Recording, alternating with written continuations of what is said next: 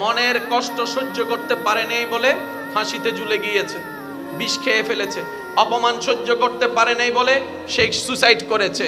আত্মীয় স্বজনের কথা সহ্য করতে পারে নাই বলে সুসাইড করেছে। পরীক্ষায় ফেল করেছে বলে সুসাইড করেছে। কোনো প্রিয় মানুষের থেকে আঘাত পাওয়ার কারণে সহ্য করতে না পেরে সুসাইড করে। আঘাতটা কোথায় লাগে? কানে, পেটে, হাঁটুতে নাকি? কারণ ওই প্রিয় মানুষটা যার থেকে আপনি আশা করছেন তাকে আপনি ব্রেইনে রাখেন নাই, কানে রাখেন নাই, মনে জায়গা দিয়েছেন। ওই মানুষটা কষ্ট দেওয়ার কারণে আপনার মনে আঘাত লেগেছে, আপনার মন ভেঙেছে, আপনি ডিপ্রেশনে চলে গেছেন, কষ্টে চলে গেছেন, আপনি আস্তে আস্তে সুইসাইডের দিকে চলে গিয়েছেন। রব বলে যে এইবার বুঝতে পেরেছো কেন আমি তোমাদেরকে বলেছিলাম মনটা আমার নামে দিয়ে দাও? আরেকটু জোরে বলেন। এবার বলেন, আমাদের ভিতরে পরিচিত অপরিচিতের ভিতরে সুইসাইড করেছে এমন মানুষ আছে না নাই? নেশাখোর আছে না নাই? একটু জোরে বলেন না। গাজাডি আছে না নাই? দুই নাম্বারই আছে না নাই? মেজাজি আছে না নাই? এক কথার আগে কুটুসি মারা যে এরকম মানুষ আছে না নাই? তাহলে আমাদের ভিতরে এরকম খারাপ মানুষ আছে না নাই? ডাক্তারদের ভিতরে আছে না নাই? আলেমদের ভিতরে আছে না নাই? বক্তাদের ভিতর আছে না নাই? আর একটু জোরে বলেন, আছে না নাই? ইঞ্জিনিয়ারের ভিতর আছে না নাই? ব্যবসায়ীর ভিতর আছে না নাই? চালকের ভিতর আছে না নাই? আল্লাহর ওলিদের ভিতর আছে না নাই? শুনি নাই? সাহাবার ভিতর আছে না নাই? আহলে বাইতের ভিতর আছে না নাই? আল্লাহর ওলিদের ভিতর আছে না নাই?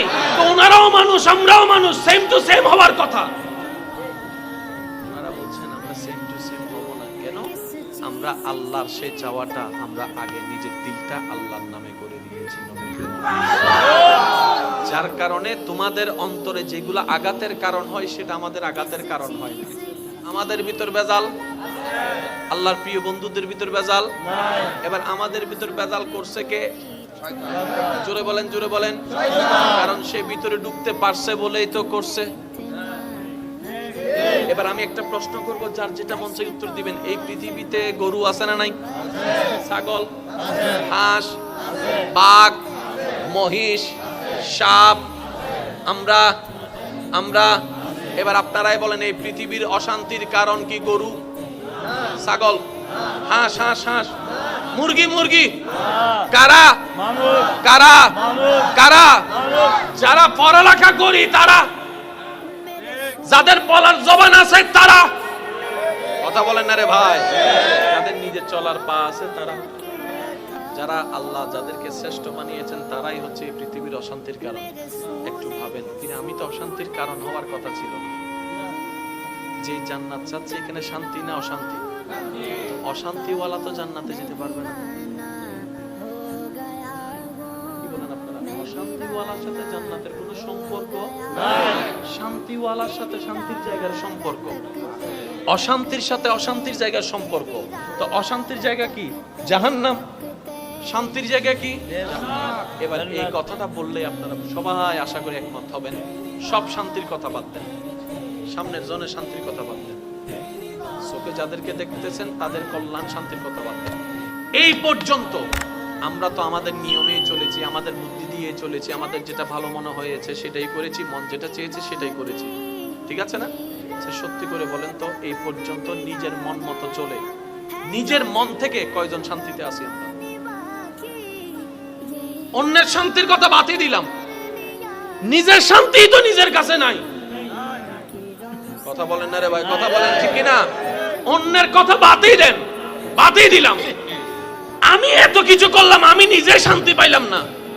নিশ্চয় কোন একটা জায়গায় আমার একটু ব্রেক দেওয়ার দরকার আছে, একটু থেমে নতুন করে রিভিউ করা, ভাবার দরকার। জোরে বলেন না, ভাবার দরকার। এবার ব্যক্তি মানুষ নিজেকে প্রশ্ন করছে, আরে আমার তো গাড়ি বাড়ি সবকিছু আছে দুনিয়া সচ্ছলতার জীবনে, কিন্তু এখানে শান্তি নাই কেন? রব বলে যে এই শান্তিটা দুনিয়ার কিছু দিয়ে করতে পারবি না। এখানে শান্তি যদি পেতে চাস, আমি রবের রহমত লাগবে। আর একটু জোরে বলেন না, আমি রবের রহমত ছাড়া এটা শান্তি হবেই না। যতক্ষণ এটা শান্তি হবে না, কোথাও শান্তি।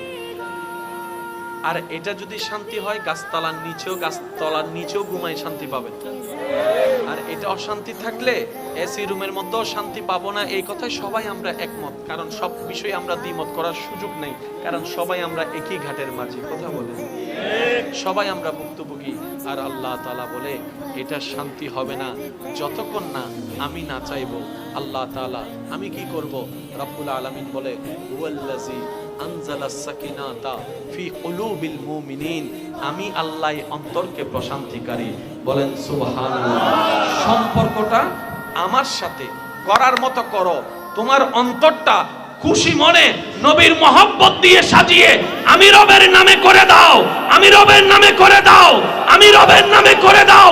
তাহলে তোমার পাওয়ার আশাও থাকবে না, হারানোর ভয়ও থাকবে না, কোনো টেনশনও থাকবে না, মন খারাপও থাকবে না। অল্প পেলেও তুমি আলহামদুলিল্লাহ বলতে পারবা। আর যত আলহামদুলিল্লাহ বলবে অল্প নিয়ামত বাড়তে থাকবে। লাইন শাকারতুম লাযিদান্নাকুম আয়াতের ছায়া তলে আর অশান্ত মন শান্তি হতে থাকবে। বলেন সুবহানাল্লাহ। সবকিছুর একটাই ওষুধ,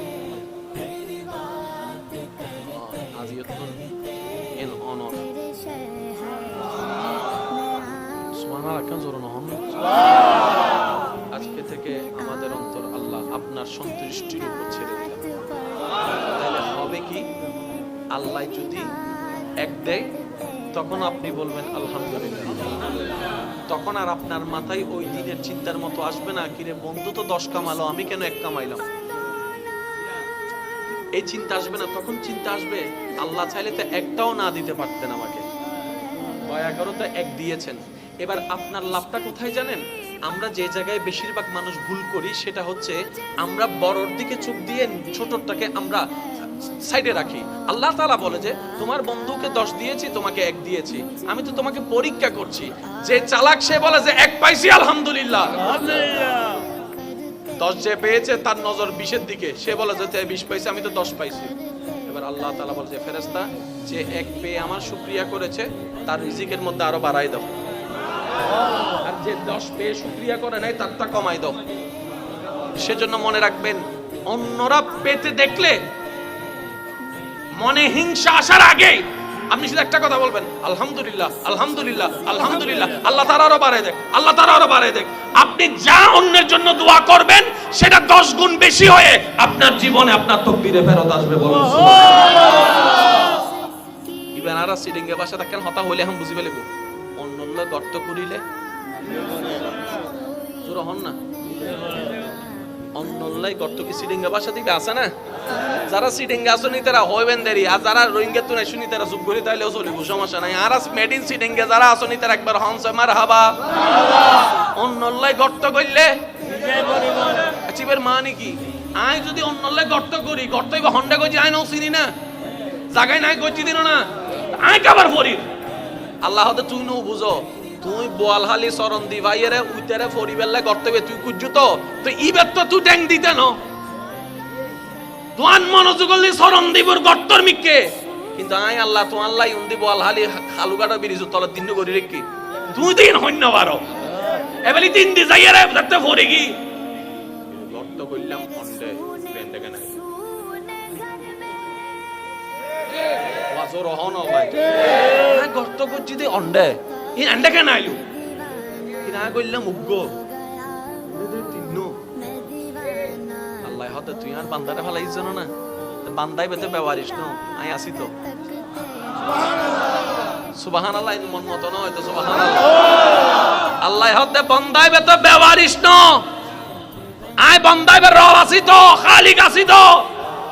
তুই যে একটা গর্ত ফলাই ইউসিতে যাতে ডাইনে বামে কেউ না দেখে ওয়ার ওয়ার আর ডাক দি, আর আল্লাহ হতে ফাসকুরুনি আসকুরুকুম যে আরে যাতে ডাইবো আই আল্লাহ তাআলা এতে সারা দিন ডর করে দি বিপদত ফরিজে তারে ডাকি আই আল্লাহ ওয়ার ওয়ার সারা দিন তুই আইবারা গাই তিন কুড়ি দিন দি করি দেবে তুই ফাও আল্লাহ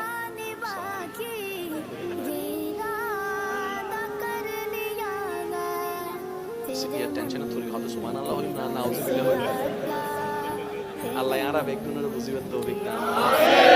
কষ্ট হচ্ছে আমার কোনো কথায়? আমি গর্ত করলাম অন্যের জন্য কয়টা? আমার জন্য গর্ত তৈরি হয়েছে কয়টা?